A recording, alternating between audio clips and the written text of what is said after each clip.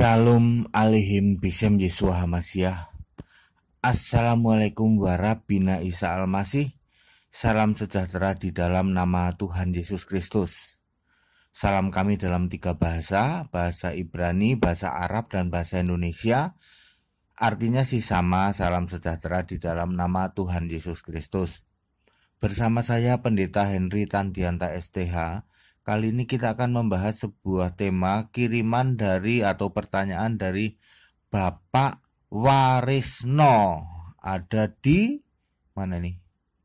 Banyuwangi. Oh, Bapak Warisno di Banyuwangi. Banyuwangi ini dekat Bali ya. Begini permintaan atau permohonan beliau.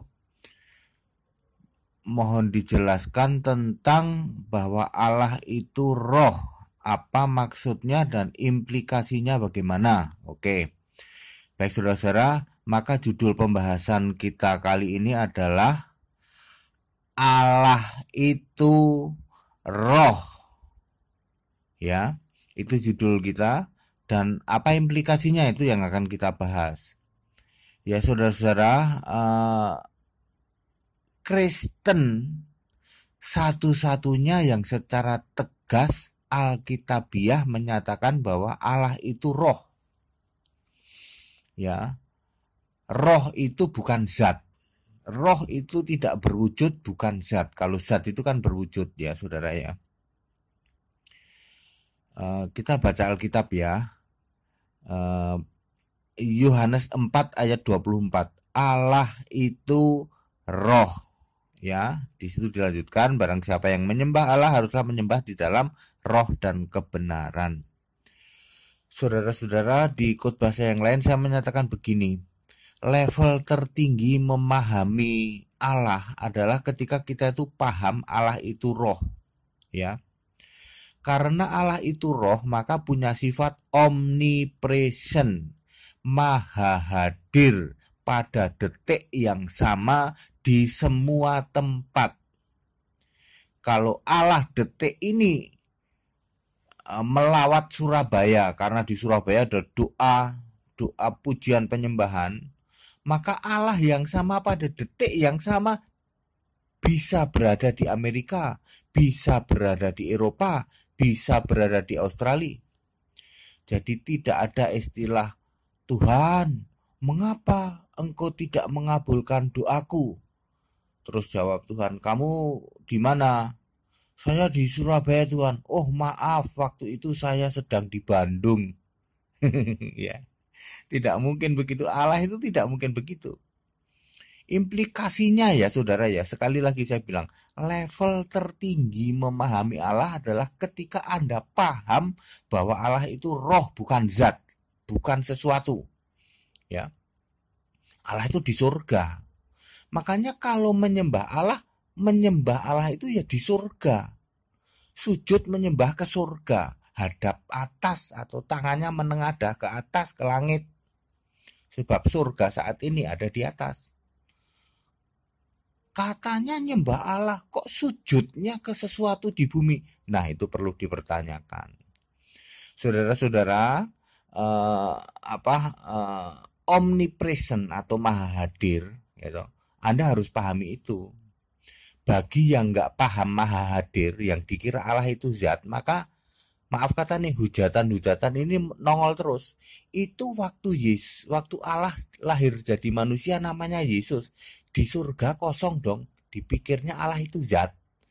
Kalau di surga turun menjadi manusia, berarti surganya kosong. Saya tegaskan ya, tadi pemahaman tentang Allah itu maha hadir, omnipresent.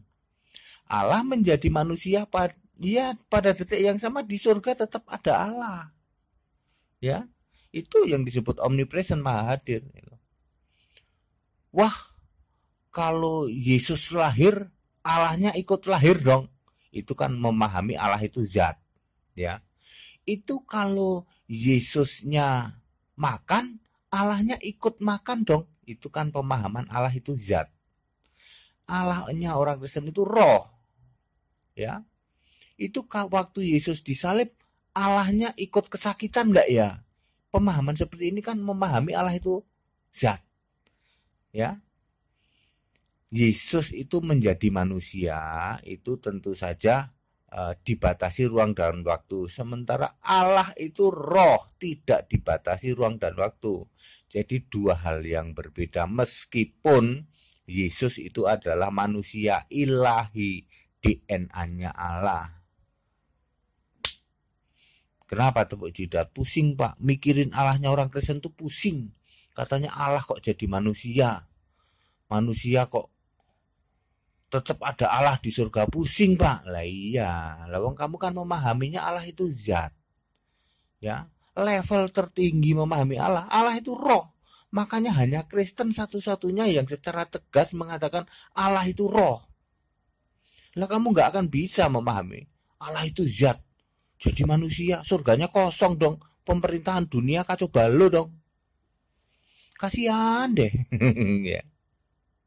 Ya.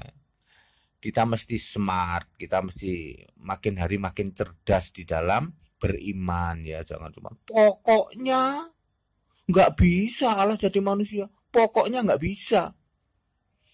Beriman kok pokoknya. Ya. Allah menjadi manusia, Yesus itu bukan ciptaan. Nanti bisa kembali jadi Allah. Lu katanya kalau manusia jadi Allah nggak bisa. Itu kan kalau manusia biasa. Makanya Yesus itu bukan ciptaan. Dia bisa kembali menjadi Allah. Faktanya bisa kok. Ya, dia bangkit lagi kok. Bangkit lagi naik ke surga sebagai Allah. Udah lama itu, udah kadaluarsa, udah expired. Udah lama banget, tahun 33 Masehi. Saya sering mengatakan nenek dari sekarang, nenek Anda belum lahir pun Yesus sudah jadi Allah. Jadi begitu ya, Pak siapa? Warisno ya, di mana tadi? Banyuwangi, di Banyuwangi ya.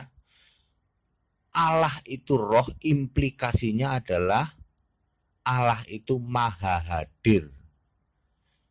Tidak mungkin bisa memahami Allah itu maha hadir kalau tidak paham Allah itu roh.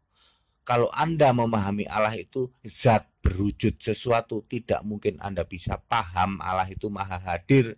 Sebab hadir di sini, nanti tidak hadir di sana. Namanya juga Allah itu zat.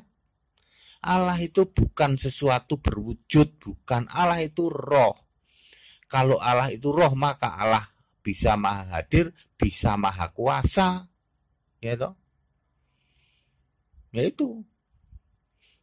Iya jelas banget ya Pak ya. Jelas ya. Jadi atas pertanyaan, jelaskan tentang Allah itu roh dan apa implikasinya, yaitu tadi ya Pak ya. Jadi kalau Allah itu roh, maka Allah itu maha hadir. Jadi yang suka memahami waktu Yesus disalib Allahnya ikut kesakitan, waktu Yesus makan Allahnya ikut makan.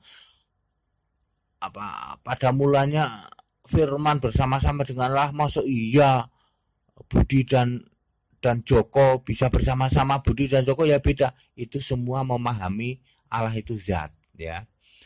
Kristen Allahnya adalah roh. Oke, penjelasan ini padat, singkat dan clear. Pesan-pesan toleransi saya ulang-ulang, kita Indonesia, kita Pancasila, toleransi harus, keberagaman wajib disyukuri, bersahabat dengan beda iman itu bisa. Kalau toh dalam kehidupan sehari-hari kita mendapati kenyataan, loh kok keimanan kita tidak sama, ya nggak apa-apa, toh kita bisa hidup bersama-sama. Ayo saling menghargai, saling menghormati, jangan hujat, jangan caci maki, sebab menghujat dan mencaci maki itu dosa. Kiranya bermanfaat. Shalom alaihim bisem Yesus Masih. Assalamualaikum warahmatullahi wabarakatuh. Salam sejahtera di dalam nama Tuhan Yesus Kristus. Haleluya. Amin.